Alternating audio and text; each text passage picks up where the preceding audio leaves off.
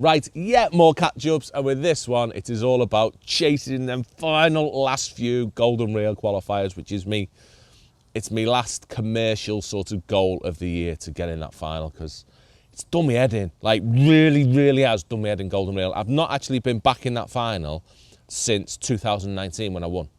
I've not been back in it, which is beyond belief driven me mad. I must have came second over 10 times easily in the past few years, and this year alone I've been second a lot, like really a lot. It's doing me head in. But anyway, we still had a couple left. We got Maver final out the way and a few other various commitments that we've done another catch up on. And yeah, I had Hul Croft, Larford, and the semi-final as well, again at Larford. So 2 Larford chances and a Hul Croft chance to go. Really fancied any of them. We just need a peg. But anyway, so up to Hallcroft. I got a flipping speeding ticket on the way. Told you about that, haven't I? Got caught speeding. I did 56 in a 50. And I've already done my naughty boys course, so I'll get 3 points for that. But anyway, yeah, Hallcroft was the first one. And I'd been to Hallcroft about 3 or 4 weeks previous, and I'd drawn my plums off as usual, and I'd drawn peg 8 on bridge, which was the end peg on the day. We had a lot of room. And I'd messed it right up. I had £150. Ryan Lidgard had won the match with 215, I'm going to say, but I might be wrong on that, like a little 200-ish. I had fished a shocker. Like, really, I'd fished a poor match. It was a chance and potentially could have won that one. I think I came 4th or 5th, but I was annoyed at myself. And I've gone in the bag and I've drawn the end peg on bridge again, an even better one this time, peg 5 on bridge. A few more people on the lake this time. Peg 5 on bridge. It'd probably have been my second choice on the day. So the end peg on moat was always the peg you wanted. Normally peg 6, but to calm that down, because it had won so many of the previous qualifiers, they put peg 12 on as the end peg as well, which I agreed with at the start. I was like, yeah, hopefully leaving that much room. Yes, it makes peg 12 really good, but hopefully it'll calm down this peg 6 being so dominant. And Dan Bennett had drawn that. He'd drawn peg 12, which would be, that's the peg you wanted on the day. But mine, close second, more than happy to be sat there thinking that a big 100 would be enough. I mean, Steve Barraclough spoke to me at the start, and I think they'd fished an evening match the previous, or a Friday afternoon match the previous day on moat. And I think he said like a low 100 had won, 120 odd had won. So the prediction was going to be a tricky one, and that was made up. I mean, I was sat on a peg that it's going to have loads of bites, because there's lots of small fish. I say small, they're sort of 3 to 6 pound, but they love these end pegs, especially on bridge pool, where I've got a snaggy nightmare, to be honest. I've got a pallet with scaffold boards that I'm going to fish down the edge. Then I've got the biggest weed bed on the planet to fish with, all Norfolk reeds around that.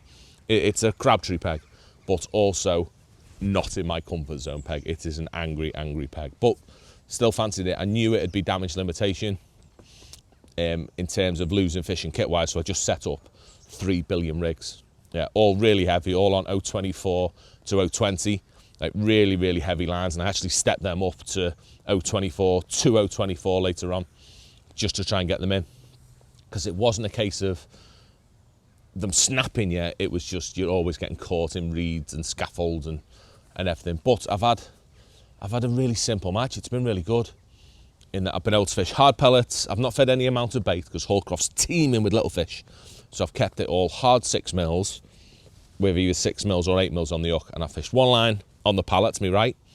I fished one line at 14 metres, 2 metres off this weed bed, because you've got a 14.5 metre limit at Hallcroft.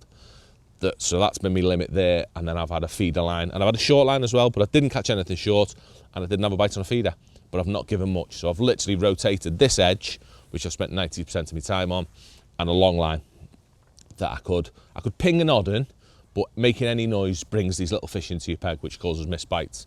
So I was better off shipping out, putting 20 in, going over there with an 8 mil sitting, and I'd catch an odd in. And I caught I had bites really steady. Had bites all day, pretty much. They were scatty in the edge, and I caught a few to start, caught a few long to start as well, and then they went horrible in that I'd lose like 5 out of 6. They were just hooking them and they were trashing me. I think they were these little angry ones, but I've still put an odd fish in the net, but running out of rigs very quickly. And then last hour, I think different fish came into me peg down the edge, bigger fish.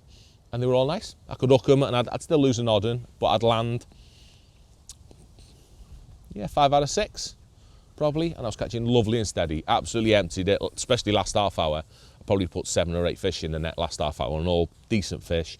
Phenomenal day. I think I ended up with £228. I thought maybe got a chance with that. I'd have snatched your hand off of that at the start, but Dan Bennett had beyond ruined all the dreams put together with 400. I'm going to say he had 408.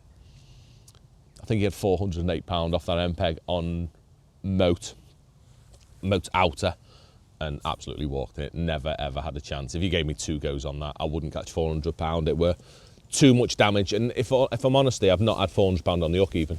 I've probably had £300 on the hook, but no, you're not catching that. So fair play to Dan. Dan's one of them. He puts the miles in, and I think that's his first final he's been in this year. Probably maybe his first chance he's had, so I've got all respect for that. When you put the time in, and I see you up and down the country doing them miles. Keep seeing him in the reeds here all the time. Loads of fishies. But yeah, fair play to Dan. So he's got through, well deserved. No problems with that at all. So running out of chances now, we moved on to Larford, and it was a midweeker. I think there were 40 odd on. Yeah, slightly. I think there were about 46, 47. And there were 26 anglers on the Match Lake and the rest on Spessy Lake, which either could win, potentially. Yeah, potentially either could win. Match Lake have been fishing really well on the ends. They've been chucking up some massive weights, which really didn't help when Mr. Hairy-armed Holloway himself rocked up and drew MPEG on Match Lake on 26. As soon as George drew there, I thought that's going to be a hard one to beat. And I've drawn a peg I really fancied for a nice day's fishing, but I don't think it could win.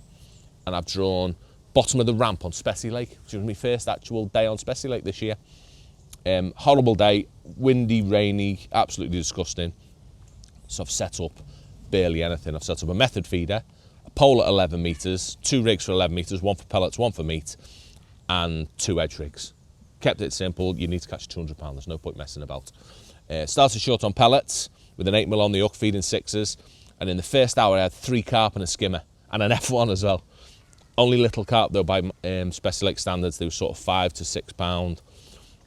Wasn't really going anywhere, so swapped it to meat. And from that point, I probably had the best day's fishing I've had all this year. And in the next 3 hours, I have had £100 of score, 98 pound of skimmers I actually weighed. Ridiculous, catching these skimmers, just loose feeding me, feeding 20 pieces, low me rig in with utter horrendous tackle on, really heavy, fishing 0.22 and a 12, but these skimmers are absolutely, it's the best day's fishing ever. But didn't hook a single carp while doing it. There's probably too many skimmers in me peg. But still, last hour, had to take a gamble. I mean, I was sitting around 115 pound I probably had with an hour and a bit to go. Had to take the chance, swap that line back to pellets, just because for some reason the carp didn't want to eat meat on the day. So I've swapped that to 6mm pellets, and I fed me edges. And I've ticked over. I've ended up with another 8 carp. I've caught 2 out my edge, both probably £15 a piece. And then I've caught some smaller ones. Me right edge that look phenomenal. I never caught anything, they never came in. Just a little bit too shallow, I think. But there weren't a massive volume of carp there, and they definitely weren't the big, stupid ones. Like I say, I've had 2 15-pounders. They're babies for Spessy Lake. Absolutely babies. Considering Perry Stone had drawn my peg on the previous qualifier and had 4 for £96 in one net. That is that's the size of carp you're potentially going to catch. And I think I ended up with 8. Did I end up with 8? Yeah, to go with, yeah. No, I had 5 more, plus those 3 I had at the start. And my carp have only gone, I think they went £80, £85 or something. So lovely day again, £182 I ended up with. 1 Spessy Lake, there was 181, just managed to beat that. But Jordan and Perry had beat me on Match Lake with 190, but Jordan had walked it. Jordan had 320, I'm going to say, off Match Lake. You don't give him a peg like that. I mean, game over instantly, and he took the sort of last qualifying place, the last qualifier, proper qualifier match. Jordan has took that out and got his place in Golden Rail, well deserved. So last chance, semi-final, and that were a week later, back there literally 2 days ago. I'm still sulking from it now. And same again, 20 on each lake pretty much. Myself and Perry pegged it all, pegged phenomenally, I must say myself. We all had loads of room. We literally left it till last minute and pegged it as well as we could. And then I've drawn crap, which wasn't very nice. But anyway, I've drawn match lake and I've drawn peg 4, paper peg 4, which is nearly on the rope for anyone that's been there. Grass bank on the rope. You ain't winning. I didn't think I could win. I didn't think there was any way of winning from there. Even with loads of room, I had big gaps, but we deliberately left gaps there because it's not as good as other bits. But still, drawn there. I've had a nice day just catching silvers long. I fished meat at 30 metres with a few casters in, and I've had a really nice day catching skimmers, F1s, bit of everything. And then 2 hours to go, I've got £50 in my net. Yeah, £50 in my net, 2 hours to go, and they rocked up in the edge. There's fish everywhere in my edge. I physically, for 2 hours, could not catch a carp in the edge, and there's hundreds. Like, beyond belief, hundreds of them coming in, and I couldn't get a bite. I've had two for like £12. Hundreds in there, everyone's had the same thing. Carp all over the peg, for whatever reason, they're just avoiding your hook bait, massively, I don't know what went on, but they were just horrible for, I don't know, they just have them days sometimes at this time of year when they are, I couldn't work out how to catch them, and no one really did. We've had loads of room. I've ended up, I won my section with £62 odd. I think I was 3rd or 4th on the lake. It fished that poorly, and that's with some good anglers on end pegs and unbelievable. I think Steve Barraclough has actually won our lake. He was somewhere opposite me on the deep bank, and he's had a really steady £100, £104 I think Steve had. He got our semi-final place on the match lake. And then Steve Forrester, we were on the wrong lake this day because the Spessy Lake fished its brains out. And Steve Forrester won sort of in the corner bit on the mud on the Shally bank. He's a £350 basically. Perry's been just behind him, unlucky to Perry. He's had a bit of bad luck on the day, but we won't go into that. He's had £330 something as well, I think, £340. It fit. I think every single person on that lake had £100. It just fished its absolute nuts off with fish to best part of £30 getting caught. But for me, that was the end. The bubble had finally burst. I was deflated. I've had enough. And yeah, no golden reel yet again this year. So I've got a big score to settle with that. And we'll hopefully get in it this year. But yeah, I am now officially done for the year when it comes to commercial fishing, other than Tunnel Barn Winter Masters. That's a bit different. That's a bit nice, subtle F1 type fishing. And yeah, I'm well and truly ready to get my silverfish head on, feed loads of bait and get loads of bites, because a change is definitely due after the amount of carp fishing we've done this month. But it's been a phenomenal ride. Love the qualifiers this year. Still had a very nice season when it comes to carp fishing. And yeah, so hopefully it's been good and we can repeat it all again next year.